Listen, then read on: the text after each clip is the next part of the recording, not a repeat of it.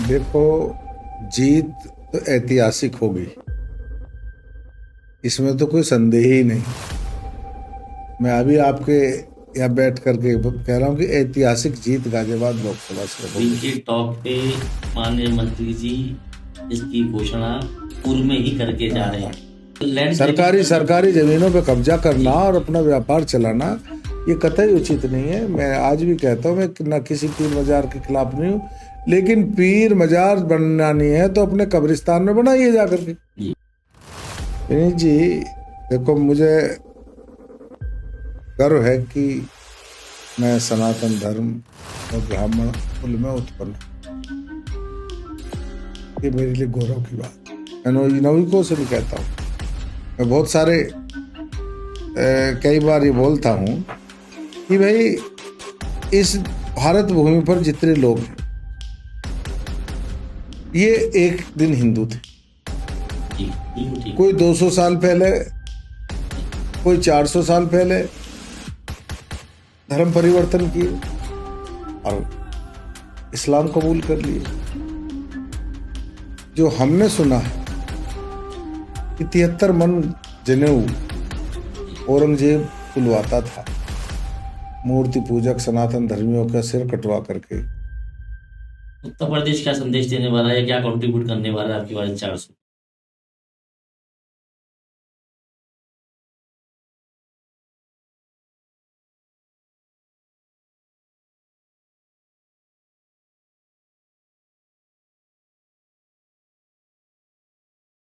नमस्कार दोस्तों, मैं विनीतकांत पाराशर वीके टॉक इनिशिएटिव पर विशेष खबर के आज के इस पॉडकास्ट में आप सभी का मैं हार्दिक स्वागत करता हूं, अभिनंदन करता हूं तथा इसी क्रम में आगे बढ़ते हुए हमारे बीच में विशेष अतिथि के रूप में आज उपस्थित उत्तर प्रदेश सरकार के कैबिनेट मंत्री श्री सुनील शर्मा जी का भी मैं हार्दिक स्वागत करता हूँ, अभिनंदन करता हूँ। सुनील शर्मा जी, आपका बहुत बहुत स्वागत है आज के पॉडकास्ट। बहुत बहुत धन्यवाद, बहुत धन्यवाद।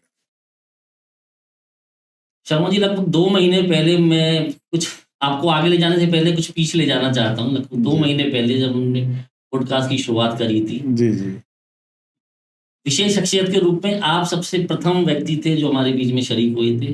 मेरे सहयोगी विकास शर्मा ने आपसे बहुत सारे पहलुओं को बातें करी थी, बहुत सारी चीजें ऐसी आपसे जानी थी, बहुत लंबी बातचीत, बहुत लंबी गहरी बातें हुई थी, बहुत सारी ऐसी बातें आपके बारे में हमें पता लगी थी जी। इससे पता लगता है कि सुनील शर्मा एक इतना एक हम्बल और सीधा साधा इंसान है।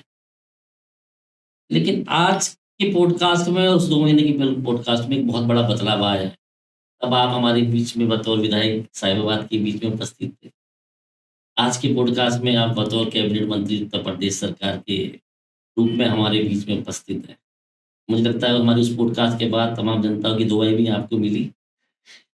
तो कैसा महसूस करते हैं इस चीज़ को लेके और इसका श्रेय आप किसको देना चाहते हैं? देखिए, मुझे प्रसन्नता है कि मैं आज दूसरी बार आपके इस पॉडकास्ट में आ रहा। Thank you. और जब पहली बार आया था, ठीक है, उस वक्त तो विधायक था। ये भगवान की कृपा है, महादेव की कृपा है, माँ भगवती का आशीर्वाद है, गुरु महाराज की कृपा है कि आज मुझे पार्टी ने उत्तर प्रदेश सरकार में कैबिनेट मंत्री बनाया। माननीय मोदी जी, माननीय अमित शाह जी, माननीय जगत प्रकाश नड्डा जी और हमारे मुख्यमंत्री माननीय योगी आदित्यनाथ जी, प्रदेश के अध्यक्ष चौधरी भूपेंद्र सिंह जी, इन सब ने विचार विमर्श करके मुझे जिम्मेवारी सौंपी और जो जिम्मेदारी मुझे मिलती है मैं उसका निर्वाह पूरी जिम्मेदारी के साथ करता हूँ और प्रयास रहता। लेकिन मैं एक बात कहता हूँ कि वो विधायक, मंत्री या कुछ और जो भी हो, ये सब हमारी जिम्मेदारी है, ये अदलती बदलती रहती। लेकिन हम एक व्यक्ति हैं, एक इंसान हैं, शहर के नागरिक हैं, वो स्थायित्व है जब तक हम जिंदा हैं। उस नाते से मैं आपको बहुत बधाई देता हूँ आपके इस पॉडकास्ट के लिए, विशेष खबर, और आपके उसके लिए कि आप लोग समाज में बहुत अच्छा काम करें। बहुत बहुत धन्यवाद। मैं आज भी स्मरण करता हूँ पहले पॉडकास्ट को, जिसमें हमारे जब सहयोगी विकास शर्मा ने आपसे कहा था हर बार जीत के आते, ऐतिहासिक जीत करते, Limca book of world record में आपके रिकॉर्ड दर्ज हैं बतौर जीत, ऐसी ऐतिहासिक जीतें आपने ली हैं। तो क्या आपका मंत्री बनने का मन नहीं करता? तो आपका उत्तर था, मैं कोई भावा तो हूँ नहीं, मेरा भी मन करता है मंत्री बनने को। अब तो बाबा जी आप रख लीजिए काम देखिएगा, क्या कहना चाहेंगे इस बारे में? राजनीतिक जीवन में जो जी, भी कार्यकर्ता काम, सबकी इच्छाएं होती हैं। कोई पार्षद बनना चाहता है, कोई एमएलए बनना चाहता है, कोई एमपी बनना चाहता है, कोई मिनिस्टर बनना चाहता है, कोई संगठन का पदाधिकारी बनना चाहता है राजनीतिक क्षेत्र में। लेकिन इच्छाएं होना खराब बात नहीं, लेकिन इच्छाओं के लिए अधीर हो जाना जी, वो ठीक नहीं। बहुत संगठन हमारा भारतीय जनता पार्टी का संगठन बहुत बड़ा विशाल संगठन है और यहाँ बहुत ऐसे अलग-अलग लोग हैं जो हर कार्यकर्ता पर निगाह रखते हैं, दृष्टि रखते हैं। जी, किसको कब क्या काम देना है, वो उचित समय पर उसको काम सौंपते हैं। जी। मुझे भी ये भरोसा था कि जब पार्टी को आवश्यक समझेंगे तो मुझे कोई ना कोई और ज़िम्मेदारी दें। तो पार्टी ने दी। मंत्री जी बतौर कैबिनेट मिनिस्टर के रूप में आपको आईटी डिपार्टमेंट मिला है। जी, आईटी यानी IT and electronics electronics. IT and electronics. इसको लेके गाज़ियाबाद, उत्तर प्रदेश तमाम देश की जनता बहुत उत्साहित है और उनके मन में एक विचार भी है। सबसे पहले तो हम ये जानना चाहेंगे आईटी और इलेक्ट्रॉनिक विभाग के क्या-क्या कार्य होते हैं? सबसे पहले तो देखिएगा, आईटी एंड इलेक्ट्रॉनिक्स आज के समय में बहुत महत्वपूर्ण है जी, और इसमें करने के लिए सब कुछ है। जी, जितने भी काम हो रहे हैं, उन सब में आईटी का प्रयोग। जितने भी विभाग हैं, जी, आज डिजिटल इंडिया की तरफ मोदी जी देश को ले जा रहे हैं। बिल्कुल, तो जब-जब डिजिटल के ट्रांज़िशन होगा, आईटी के बिना तो होगा नहीं। जी, आईटी विभाग का उन सब जगह इन्वॉल्वमेंट होगा। जी, इलेक्ट्रॉनिक्स में हम जो इलेक्ट्रॉनिक्स गुड्स हैं, हमारा जो प्रयास है, माननीय मोदी जी का भी, माननीय योगी जी का भी, कि बहुत सारे हम अभी भी सेमीकंडक्टर जी, चिप उस पे हम चाइना बराबर, पे निर्भर जी, थे। बराबर, राइट, लेकिन मोदी जी ने पॉलिसी बनाई, उत्तर प्रदेश में योगी जी ने पॉलिसी बनाई, अब हमारा उद्देश्य है कि हम अपने देश में ही उनका उत्पादन। जी। तो ये सब हमारे ही विभाग से संबंधित। उत्तर प्रदेश का और गाज़ियाबाद जिले का किस तरह से आपके डिपार्टमेंट के थ्रू विकास होगा? देखिएगा, हम जब काम करेंगे तो पूरे प्रदेश के लिए ही करेंगे जी, और देश के लिए करेंगे। जी, ये हमारे सामने बड़ा उद्देश्य है, बड़ा लक्ष्य है कि हम किस प्रकार चाइना से अपना जो आयात है उसको कम करें जी, और आत्मनिर्भर हम इलेक्ट्रॉनिक्स के क्षेत्र में इलेक्ट्रॉनिक बने। आईटी में आज पूरी दुनिया में हमारे जो बच्चे हैं, वो पूरी दुनिया में सर्विस दे रहे हैं जी, बिल्कुल। और आईटी में भारत अपने आप में बहुत आगे बढ़ चुका है। लेकिन उसको हमें गाँव-गाँव तक ले जाना। जी, हमारी योजना है कि प्रत्येक गाँव, ग्राम पंचायत तक ऑप्टिकल फाइबर्स जो हैं, जी, वो हम पहुँचाएँ। हर ग्राम पंचायत पर वाईफ़ाई लगाएँ। तो दूर-दराज के जिस प्रकार मोदी जी ने हर घर नल योजना को लेकर के आए, उसी तरह से इस योजना को गाँव-गाँव तक दूर-दराज तक ले जाएँ। जहाँ तक गाज़ियाबाद का प्रश्न है, गाज़ियाबाद अपने आप में आईटी और इलेक्ट्रॉनिक्स के क्षेत्र में अपने आप में सबसे एडवांस सिटी में आता है। बिल्कुल, इलेक्ट्रॉनिक्स की बड़ी कंपनियाँ बेल यहाँ पर है, सेल सीईएल यहाँ पर है और आईटी का तो हब है गाज़ियाबाद, नोएडा। अब इसमें और जो बेहतर किया जा सकता है, यहाँ के लिए, यहाँ के बच्चों के लिए हम क्या कर सकते हैं? जो इंस्टीट्यूट्स हैं, उनमें हम ट्रेनिंग प्रोग्राम चला सकते हैं बच्चों जी, के लिए।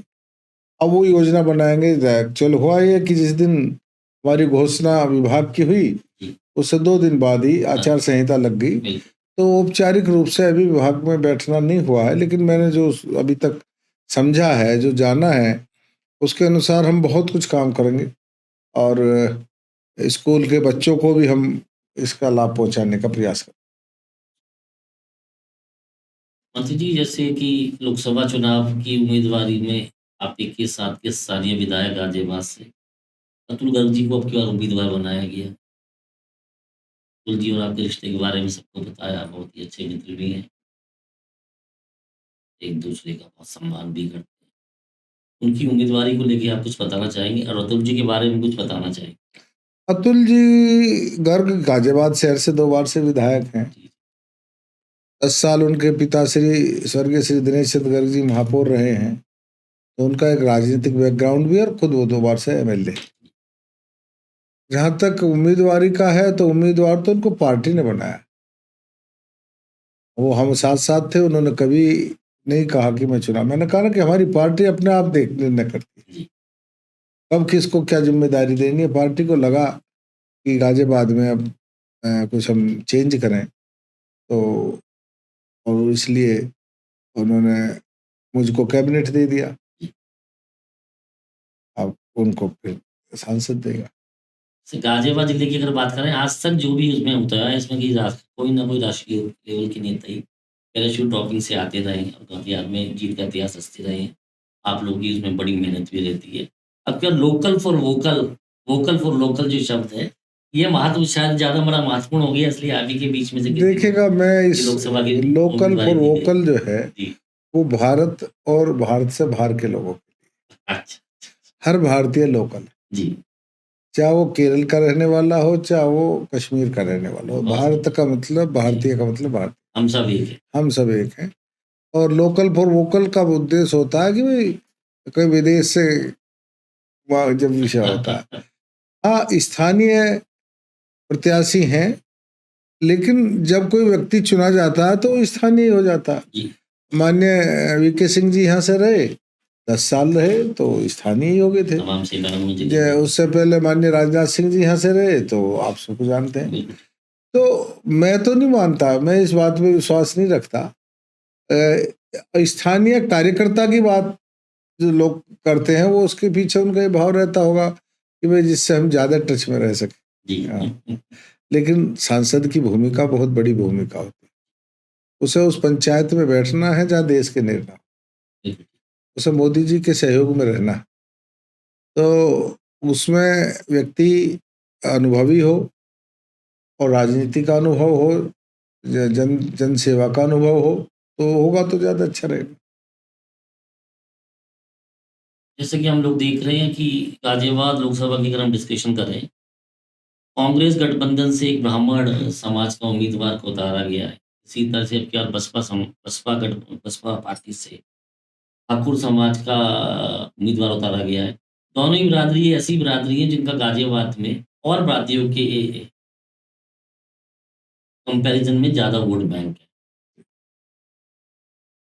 तो क्या आपको ये नहीं लगता कि आज ब्राह्मण या ठाकुर अगर उनका उम्मीदवार उनको मिल गया है, तो जो आज तक की ऐतिहासिक जीत रही हैं, क्या हमारे जो वर्तमान के उम्मीदवार हैं श्री गर्ग जी, उनके लिए ऐसा ऐतिहासिक जीत तो दूर, कहीं जीतना ही सपना ना रह जाए, क्या कहें?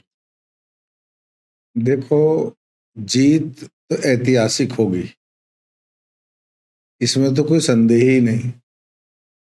मैं अभी आपके यहाँ बैठ करके कह रहा हूँ कि ऐतिहासिक जीत गाजियाबाद लोकसभा से होगी। वीके टॉक पे माननीय मंत्री जी इसकी घोषणा पूर्व में ही करके जा रहे हैं। मैं घोषणा, ये ऐतिहासिक जीत होगी। जी। रही बात जातियों की, जी। ये जातियों का चुनाव थोड़ी ना है, जी। ये तो देश की प्रधानमंत्री चुनने का। हमारे देश के प्रधानमंत्री यशस्वी नरेंद्र मोदी जी की जाति को देखोगे तो कितने लोग होंगे, जी सर, बहुत सही। है? लेकिन आज पूरा देश उनके साथ खड़ा। वो तो कहते देश ही मेरा परिवार है। ऐसा व्यक्ति जो पूरे देश को अपना परिवार मानता हो, तो वहां जाति कहाँ रहेगी? जातियां खत्म है, जाति का चुनाव नहीं है। और जिन जातियों का आप उल्लेख कर रहे हैं, ये सब राष्ट्रभक्त है। हिंदुस्तान का हर नागरिक राष्ट्रभक्त। कुछ लोग दुष्प्रचार में आकर भ्रमित हो जाते हैं, अंततः आज आम व्यक्ति, आम जनमानस से आप बात करेंगे, वो नरेंद्र मोदी जी को तीसरी बार प्रधानमंत्री देख रहे। मोदी जी ने गरीब आदमी, कमजोर आदमी का जीवन स्तर उठाया, मध्यम वर्ग का जीवन स्तर उठाया, उच्च वर्ग का जीवन स्तर उठाया, देश का मान सम्मान दुनिया में बढ़ाया। हर तरीके से आज हम 5वीं अर्थव्यवस्था, 11वें स्थान पर थे, आज 5वें पर हैं, और तीसरे पर पहुंचने में अब ज्यादा समय नहीं लगने वाला। ये मोदी, हमने जो 13 करोड़ परिवारों को गरीबी की रेखा से ऊपर ले आए, तो ये सामान्य चीज है। हर घर नल, हर घर जल, कोई सोच सकता है? नहीं, बहुत मीठे। हर गांव में बिजली, 81 करोड़ लोगों को निःशुल्क राशन। दूसरी तरफ चंद्रयान पर ले जा करके हम चंद्रमा पर झंडा तिरंगा फहरा रहे हैं। हमारी सेना इतनी सशक्त और मजबूत हो गई है कि आज दुनिया हमारा लोहा मानती है। आज हम तेजस और ब्रह्मोस मिसाइल जो है दुनिया को सप्लाई कर रहे हैं। तो हम कहाँ से कहाँ पहुंच गए 10 साल में। क्योंकि मोदी जी की चर्चा चली है।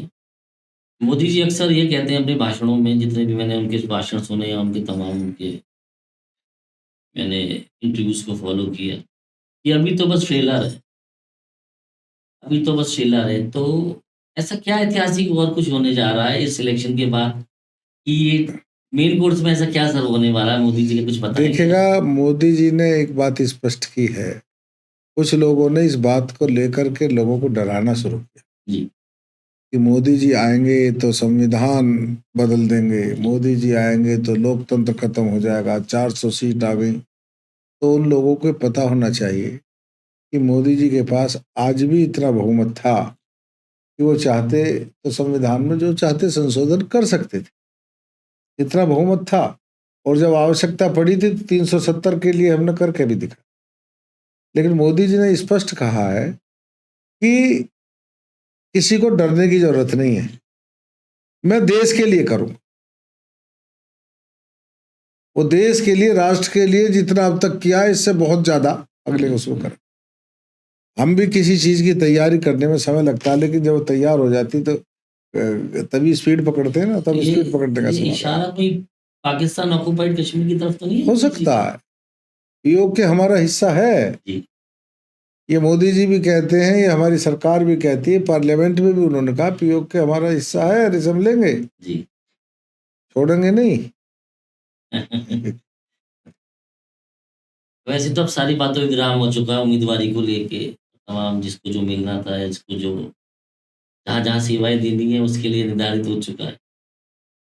फिर भी ऐसा चर्चा थी कि सुनील शर्मा जी भी लोकसभा के लिए अपनी उम्मीदवारी का ऐलान नहीं, क्या प्रयास कर रहे हैं और वो मैंने किस मैं लिए प्रयास मैंने कर रहे हैं? बताया कि मैंने कोई प्रयास, और अतुल गर्ग ने भी कोई प्रयास नहीं किया। जी, हम 5 एमएलए गाजियाबाद से इस संसदीय क्षेत्र में किसी एमएलए ने टिकट नहीं मांगा। ये पार्टी का निर्णय है कि अतुल गर्ग को उन्होंने जी, चुनाव मैदान में उतारा। कई बार जातीय संतुलन बनाने के लिए भी ऐसे निर्णय होते। और मैं तो ये बताऊं कि मुझको मंत्री बनाया, मुझे उस दिन पता नहीं था, आपको मालूम है? हाँ, ये भी बड़ा एक रोचक किस्सा है जो अभी मुझे ये मालूम था कि आज शाम को मंत्रिमंडल का विस्तार होना है, जी, जी, जी, लेकिन मुझे मंत्री बनाया जाएगा मुझे जानकारी नहीं थी। मैं तो अपने घर पर था, अचानक फोन आया जी, और मुझे ये भी नहीं बताया कि किस लिए बुला रहे हैं, आप तुरंत लखनऊ आइए। जी। मैं भाग दौड़ करके लखनऊ पहुंचा तो मुझे पता चली कि मुझे मंत्री बना रहे हैं। मुख्यमंत्री जी ने मुझसे पूछा कि आपके साथ कितने लोग आए हैं। मैंने कहा जी मैं तो भाग दौड़ करके अकेला पहुंच पाया हूँ, जी, और 5-7 मिनट लेट हो जाता तो शायद मैं भी, मेरी फ्लाइट निकल जाती। तो मैं अकेले, इसलिए ऐसा कुछ नहीं था, कोई योजनाबद्ध तरीके से ना टिकट मांगा गया, ना किसी का विरोध किया गया। पार्टी निर्णय करती है कब किस कार्यकर्ता का कहाँ उपयोग करना है। जी, जनरल वीके सिंह जी यहाँ 10 साल सांसद थे, जब जब वो यहाँ आए थे तब किसी ने सोचा था? बिल्कुल ठीक। अब माननीय राजनाथ सिंह जी सांसद थे, माननीय राज तब सब सोचते थे माननीय जी लड़ेंगे, लेकिन माननीय जी के लिए पार्टी ने निर्णय किया कि आप लखनऊ जाके लड़िएगा। बहुत ही बड़ा अहम फैसला कर है जी। तो और राजनाथ सिंह जी लखनऊ चले गए। जी, लखनऊ चले गए तो गाजियाबाद का किसको पता था वीके सिंह जी आ रहे, लेकिन वीके सिंह आ गए तो वीके सिंह 10 साल रहे। अब जनरल साहब का कार्यकाल ठीक रहा। अब हो सकता है उनके बारे में कुछ और सोच रखा हो पार्टी। जी। हाँ, हाँ। तो जी, पीर और मज़ार को लेके आप बड़ा खिलाफत में रहते हैं और कुछ ना कुछ ऐसा बोलते भी हैं जो जो महसूस कराती है कि शायद आप पीर और मज़ार के से ज़्यादा तकल्लुफ़ रखना नहीं चाहते। नहीं, क्या है उसका मैं कारण? पीर मजार के खिलाफ नहीं हूँ। जी, मैं इस प्रवृत्ति के खिलाफ हूँ कि सड़कों को जाम किया जाए। जी, पीर मजार, मैंने पहले भी ये कहा है कि किसी भी धर्म में पीर मजार को मान्यता नहीं। ना तो हिंदू धर्म में किसी की कब्र पूजने की व्यवस्था है, ना इस्लाम में किसी कब्र को पूजने की व्यवस्था है। इस्लाम तो बुत परस्ती के खिलाफ, कहीं कब्र नहीं पूजे जाते। और मेरी समझ में ये नहीं आता कि कब्र का स्थान तो कब्रिस्तान में होना चाहिए। आप कब्रिस्तान में मजार बनाइएगा, हमें क्या आपत्ति है। आप कब्रिस्तान में एक के बजाय 10 बनाओ, बनाइए। लेकिन ये सारे पीर, सारे मजार सड़क के किनारे क्यों हैं, रेल की पटरी के किनारे क्यों हैं? भाई अगर कोई व्यक्ति मरा होगा तो उसे कब्रिस्तान में दफनाया होगा, सड़क पर काहे को दफनाएंगे भाई? कुछ हर चीज के लिए हर चीज ईयर मार्क्ड है सरकार की तरफ से, ये कब्रिस्तान है, ये मुर्दाघर है, ये है। तो ये साझा पूरे हिंदुस्तान में चले जाइएगा। ये एक बहुत सोची समझी योजना के तहत पहले 2 ईंट डाली, फिर 4 ईंट डाली, फिर 6 ईंट डाली, फिर ईंट के ऊपर चद्दर डाल दी, थोड़े दिन में बाउंड्री कर दी, फिर एक आदमी वहां बैठ गया, हरे कपड़े लेकर के, बतासे लेकर के, फिर 4 बेचारे सीधे लोग आए, वो अपना बतासा चद्दर चढ़ाने लगे, चल गया एक व्यापार। ये बिल्कुल कमर्शियल मोटिव रहता है और लैंड सरकारी जमीनों पे कब्जा करना और अपना व्यापार चलाना ये कतई उचित नहीं है। मैं आज भी कहता हूँ, मैं ना किसी पीर मजार के खिलाफ नहीं हूँ, लेकिन पीर मजार बनानी है तो अपने कब्रिस्तान में बनाइए जाकर के। सड़क के किनारे क्या मतलब है? और मेरा तो स्पष्ट मत है कि ये हटनी चाहिए। सर हमने देखा है जब नमाज भी कई बार पढ़ी जाती है तो सड़कों पर पढ़ी जाती है, सड़कें जाम हो जाती है। नहीं, अब तो 2017 के बाद से नहीं है। हाँ, उत्तर प्रदेश में तो इस चीज अब ये भी देखेगा जी। अब कहीं शुक्रवार को रास्ता नहीं रुकता जी। लेकिन जो नमाजी है नमाज आज भी पढ़ते होंगे, किसी को नमाज पढ़ने से तो नहीं रोका जा रहा। बिल्कुल ठीक। बताइएगा किसी को रोका गया? एक भी शिकायत प्रदेश में मिली हो कि भाई हमें नमाज पढ़ने से रोक? नमाज आप पढ़ें, लेकिन सड़क पे क्यों पढ़ रहे हो भाई? अच्छा चलो, साल में 6 महीने में कोई उत्सव हो, पर्व हो, देखा जाए। तुम्हारा तो हर शुक्रवार को आना, हर सप्ताह में आना, फिर सप्ताह से आके डेली का शुरू हो जाए। आपको नमाज पढ़नी, आप मस्जिद में जाकर पढ़ो, ईदगाह में जाकर के पढ़ो, जहाँ भी पढ़ी जाती हो वहां जाके पढ़िएगा। कौन रोक रहा? कोई नहीं रोक रहा। आपका दुख नहीं बनना चाहिए। मेरी सही बात है, मेरी अगर मैं प्रार्थना कर रहा हूँ तो कहीं ना कहीं आपके लिए हानिकारक होना चाहिए, आप परेशान नहीं करना चाहिए। एक बात बताइए, जैसे हम आजकल ईडी और सीबीआई को देख रहे हैं, तमाम विपक्षी नेताओं को, कि मुख्यमंत्रियों तक को जेल भेजने का कार्य चल रहा है। इस बारे में आप क्या बताना चाहेंगे कि क्या ये जो विपक्ष आरोप लगाता है ये राजनीतिक प्रेरित है, झूठा फंसाया जा रहा है, या सच में इसमें सच्चाई है? देखेगा, विपक्ष आरोप लगा रहा तो फिर आप संविधान में एक संशोधन करा दीजिए कि राजनेताओं के लिए, बड़े लोगों के लिए अलग कानून होगा और सामान्य व्यक्ति के लिए अलग कानून होगा। सामान्य व्यक्ति भ्रष्टाचार करेगा, सामान्य व्यक्ति रिश्वतखोरी करेगा, सामान्य व्यक्ति चोर बाजारी करेगा तो उसको तो जेल भेजने का प्रावधान है। तो फिर मुख्यमंत्री को क्यों नहीं है? मुख्यमंत्री क्यों नहीं जेल जाएंगे? इतना भी बड़ा व्यक्ति क्यों ना हो, उसके लिए अलग से कानून तो कोई है नहीं, कानून तो सबके लिए एक है ना।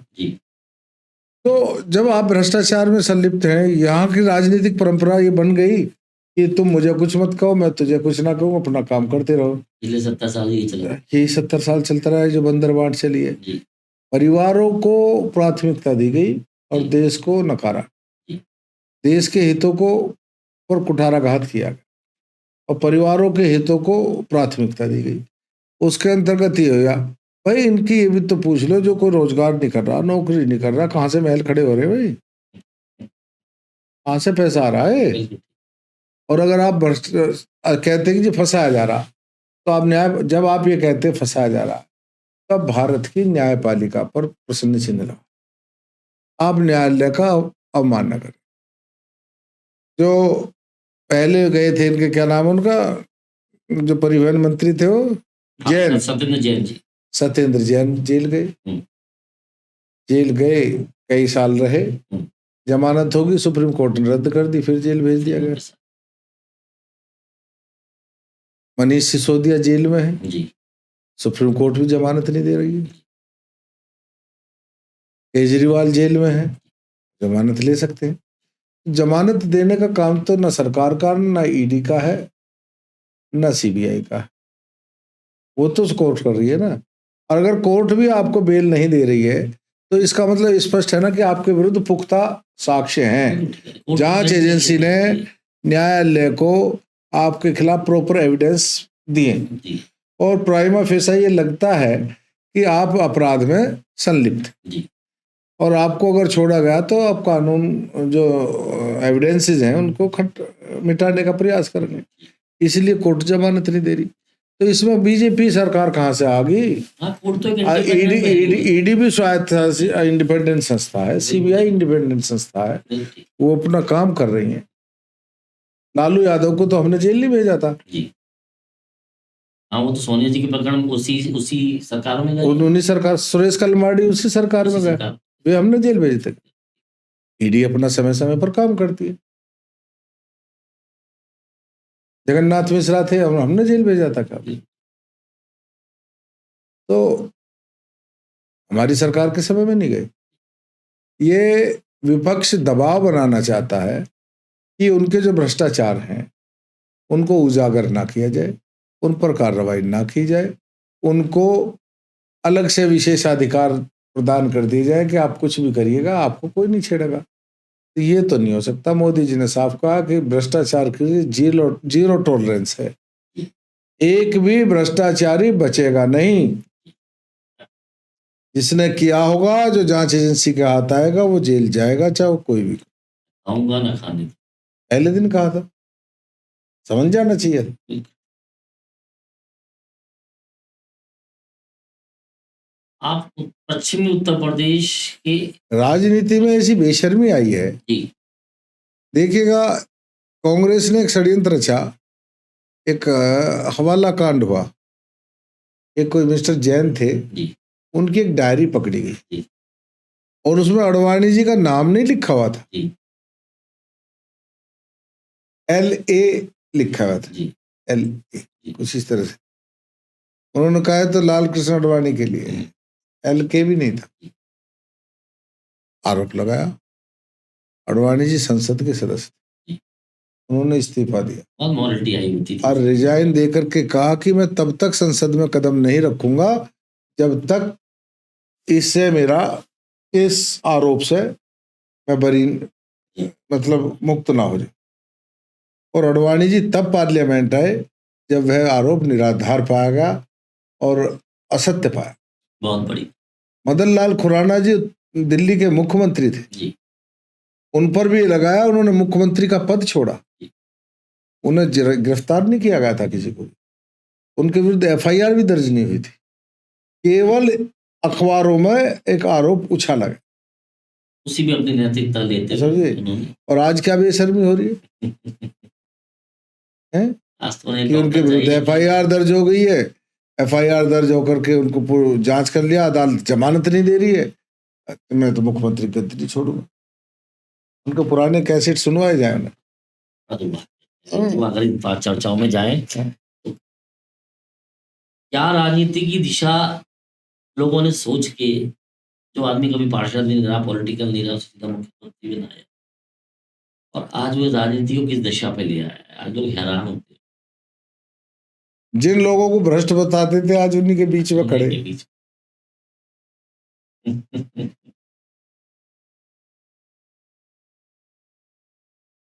आप पश्चिमी उत्तर प्रदेश के एकमात्र कैबिनेट मिनिस्टर हैं, इतनी बड़ी जनसंख्या है पश्चिमी उत्तर प्रदेश की, कैसे लगता है आप किस तरह संतुष्ट कर पाएंगे इतनी बड़ी जनसंख्या को कैबिनेट मिनिस्टर?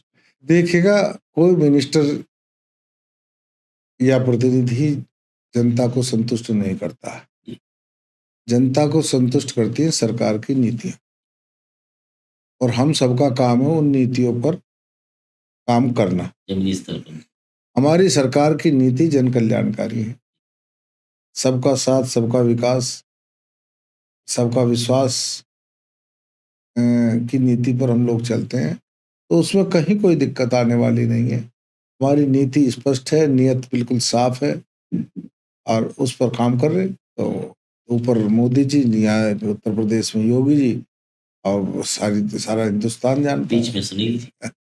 हम तो कार्यकर्ता और हम इन सबके मार्गदर्शन में काम कर रहे हैं। लेकिन हमको काम करने में आसानी ये है जब हमारा नेतृत्व गंगोत्री की तरह पवित्र हो, बिल्कुल साफ, स्वच्छ, निर्मल हो, तो काम करने में कितना आनंद आएगा। सुनील जी, आप ब्राह्मण कुल में आपने जन्म लिया है, पश्चिमी उत्तर प्रदेश के सबसे मजबूत और सबसे ज़्यादा स्नेह जिनको मिलता है, वो ब्राह्मण नेताओं में से आप आते हैं, बल्कि आप ही हैं। इसमें फिलहाल में जिसको कहा जाएगा कि उत्तर प्रदेश में, पश्चिमी उत्तर प्रदेश में खासकर सुनील शर्मा जी से बड़ा ब्राह्मण नेता नहीं है। इस जिम्मेदारी को, ब्राह्मण समाज के इस स्नेह को और सर्व समाज के इस स्नेह को आप किस तरह से देखते हैं और कैसे निभाएं? विनीत जी, देखो, मुझे गर्व है कि मैं सनातन धर्म और ब्राह्मण कुल में उत्पन्न हूं। ये मेरे लिए गौरव की बात है। और मुझे गडकरी जी की एक बात याद है कि अगर मैं ब्राह्मण कुल में ना हुआ होता तो कहीं आज बाबू की नौकरी किया होता, मुझे लाभ मिल जाता और मुझे नौकरी मिल जाती, तो आज मुझे बड़ी सेवा करने का अवसर मिल रहा। मैं बड़ा नेता हूँ, ब्राह्मण नेता हूँ, ऐसा तो मुझे नहीं लगता। मैं तो एक सामान्य सा आदमी हूँ, कुछ चीज़ों का निर्णय पब्लिक करती है, समाज करता है। समाज ऐसा बोलता है। मैं समाज की बात लेकिन कर रहा हूँ। मैं एक बात कहता हूँ कि हम सब पहले तो भारतीय, और भारत की जो आत्मा है और जो मानवता की आत्मा है वो हिंदुत्व है। हिंदुत्व मानवता की आत्मा। हिंदुओं ने कभी किसी पे हमला नहीं किया, किसी की जमीन नहीं हड़पी, किसी का धर्म नहीं बदलवाया। कोई एक मिसाल ऐसी नहीं मिलेगी कि हमने किसी के धर्म स्थल तोड़े। कोई एक मिसाल ऐसी नहीं मिलेगी कि हमने कभी किसी का धर्म परिवर्तन करा। एक से इतिहास को तो कलुषित करके प्रस्तुत किया गया। भारत का जो गौरवशाली इतिहास है वो तो पढ़ाया ही नहीं गया। कहाँ पढ़ाए गए बप्पा रावल, कहाँ पढ़ाए गए मीर भोज, कहाँ पढ़ाए गए राणा सांगा, पढ़ाए गए इल्तुतमिश और रजिया सुल्तान, अलाउद्दीन खिलजी, यही पढ़ाया ना। इतने लोग जानते हैं कि राजा दाहिर सेन थे, सिंध प्रांत के राजा, और उन्होंने मीर कासिम से कितने दिन तक, कितनी बार उसको पराजित करके भेजा, और आखिरी अंतिम बार जब वो हारे तो किसी धोखे से उनको हराया गया। अभी इतिहास में नहीं पढ़ाया। तो हम लोगों के सामने कलुषित इतिहास और विचार प्रस्तुत किए गए। मैं कहता हूं कि हिंदुत्व इस विश्व का, इस भूमंडल का सबसे सर्वश्रेष्ठ विचारधारा, संस्कृति और धर्म है, और मुझे गर्व है कि मैं हिंदू। कोई हमें नहीं कह सकता कि हम कहीं धर्म परिवर्तन करा रहे हों, कहीं हम किसी के धर्म स्थल तोड़ रहे हों। हमें तो 500 साल लग गए। अपना इष्ट देव है, जो जन जन में जिनका नाम समाये हुए हैं, कण कण में राम है, उन राम का जन्म स्थान लेने में 500 साल लग गए। आजाद देश में 75 साल लग गए। सहनशीलता ही है हमारी, ये सहनशीलता है, चंदन की तरह से शीतलता है। तो हमको तो इस पर गर्व है गौरव, और पूरे समाज को हम साथ लेके चलते। हम तो चींटी को भी जिमाते, हम तो नागपंचमी के दिन सांप को भी दूध पिलाते, हम वृक्षों की पूजा करते हैं, प्रकृति की पूजा करते हैं, और हमारे लिए कोई काफिर नहीं है। हमारे लिए जो भगवान की पूजा करता है, किसी भी रूप में ईश्वर की पूजा करता, वो भी प्रभु का अंश है, और जो नहीं करता, जो भगवान को नहीं मानता, वो भी प्रभु का अंश है। उसमें भी प्रभु की मर्जी वो प्रभु की। हमने तो चारवाक को ऋषि की उपाधि दी। बिल्कुल ठीक। ऋषि चारवाक का। हमारे यहाँ विचार और उसको विचार मंथन को, शास्त्रार्थ को प्राथमिकता दी गई है पहले दिन से ही। यहाँ ये नहीं है कि कोई कुछ बोल दिया और बस उसके बाद फिर उसको मान कोई लिया विचार जाए। नहीं होगा।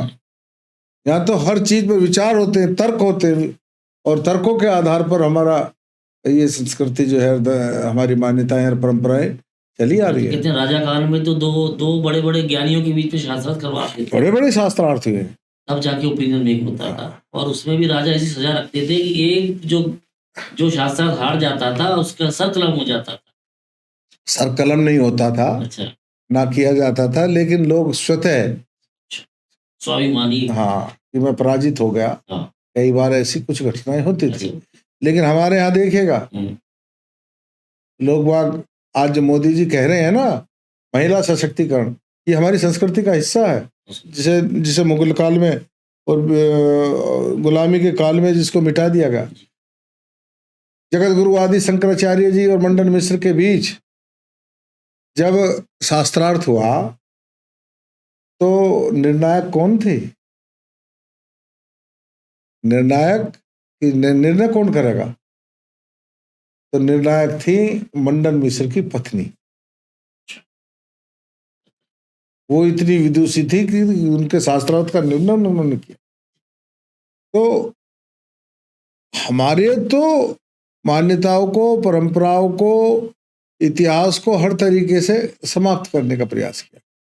तो नारी सम्मान, नारी शक्ति शुरू से ही। अब हम आधुनिकता की दौड़ में, मैं कहता हूं हमको दुनिया के साथ कदम से कदम मिला के चलना चाहिए।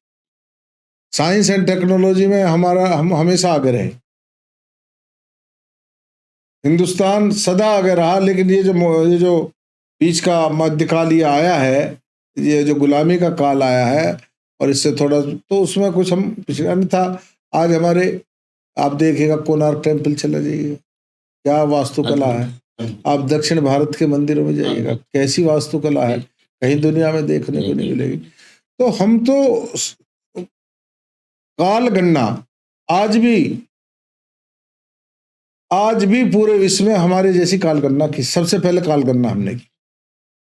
तारों की जो गिनती गिनना है, दूरी, वो हमने बताई है। और ऐसी तकनीकी काल गणना है कि आज काशी का बैठा हुआ पंडित ये बता सकता है कि आज से 100 साल बाद चंद्र ग्रहण कब होगा, किस दिन होगा, किस समय होगा। कोई नहीं बता सकता, नासा भी नहीं बता सकता। ये साइंस। तो ये हमारे यहाँ गणित और साइंस थी, दब गई। लेकिन मैं कहता हूं कि आज जो भी साइंस टेक्नोलॉजी है, दुनिया है, उसके साथ हमें चलना चाहिए, लेकिन हमें उसका मुखौटा नहीं लगाना चाहिए।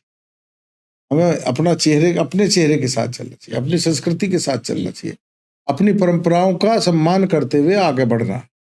मैं नवयुवकों से भी कहता हूँ, मैं बहुत सारे कई बार ये बोलता हूँ कि भाई, इस भारत भूमि पर जितने लोग हैं, ये एक दिन हिंदू थे। कोई 200 साल पहले, कोई 400 साल पहले धर्म परिवर्तन किए और इस्लाम कबूल कर लिए। जो हमने सुना है कि 73 मन जनेऊ औरंगजेब तुलवाता था, मूर्ति पूजक सनातन धर्मियों का सिर कटवा करके, कि या तो धर्म परिवर्तन कर लो, अन्यथा उनकी हत्या कर दी जाती। वह काल था। तो उसमें, उस काल में भी बहुत सारे लोग बेचारे डर के मारे, भय की वजह से उन्होंने हिंदू धर्म त्याग दिया और वो वहां चले गए। कुछ लोगों ने अपना सर कटा लिया, और सर कटा लिया लेकिन धर्म नहीं छोड़ा। दो ही तो थे, या तो आप सर कटा लो या चोटी और जनेऊ कटा लो। तो जिन्होंने सर कटा लिया वो हमारे पूर्वज थे, जिन्होंने चोटी और जनेऊ कटा लिया वो इन दूसरों के पूर्वज थे। ये तो सब भाई भाई। अब जिस चीज के लिए हमारे पूर्वजों ने इतनी बड़ी बलिदान किया है, जीवन की आहुति दी है, आज हम फैशन में आकर के उसे अपने आप काट रहे बहुत सही। हैं। क्यों भाई? अगर हम सिखा रखेंगे तो क्या हम बैकवर्ड हो जाएंगे? बैकवर्ड से मेरा मतलब किसी वर्ग से नहीं है, नहीं, एक सोच को लेकर। सोच को लेकर। जैसे कि लोग टारगेट। हाँ। शिखा तो वैदिक साइंस में सनातन की अगर हम बात करें, और शिखा किसी भी जाति के लिए, किसी भी वर्ण के लिए, किसी भी व्यक्ति के लिए कोई कहे तो कोई रुकावट नहीं है। नहीं, ये तो एक साइंस, ये भी कहीं न कहीं दिमाग को ज़्यादा चपल या तेज करने की एक विद्या का पाठ था ये।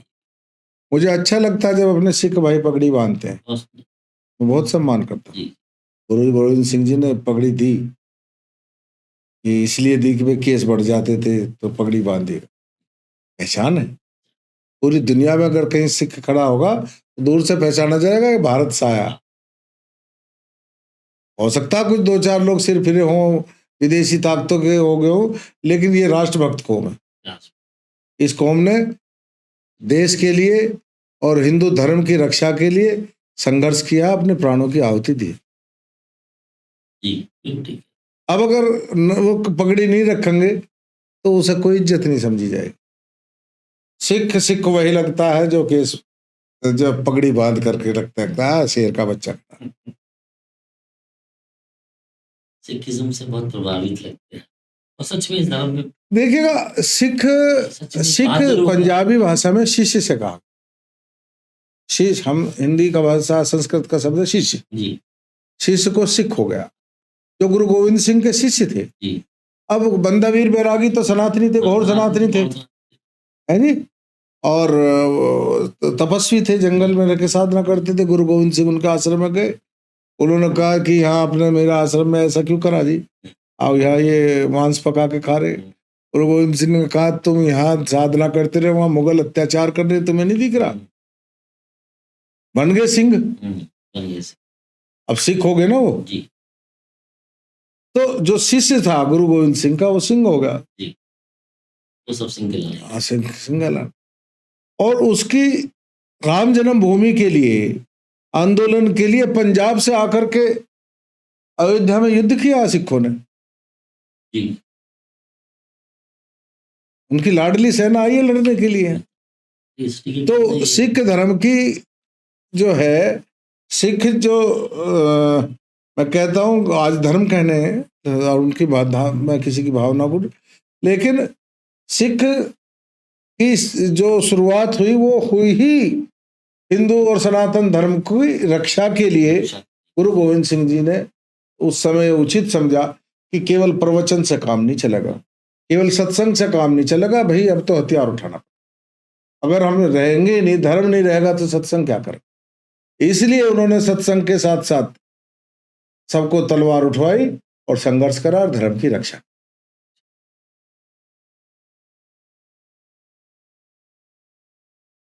मंत्री जी जैसे कि चुनाव तो शुरू हो चुके हैं, प्रथम चरण खत्म भी हो गया। प्रथम चरण में ऑलमोस्ट 121 सीटें मुझे लगता है प्रदेश में लोकसभा के चुनाव की वोटिंग हो चुकी है।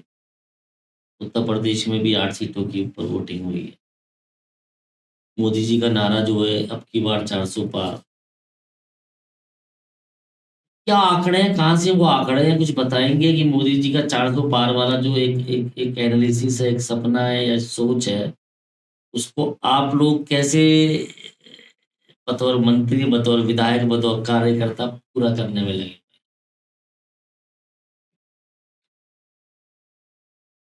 देखिए, हम तो कार्यकर्ता, हमारा काम तो काम करना,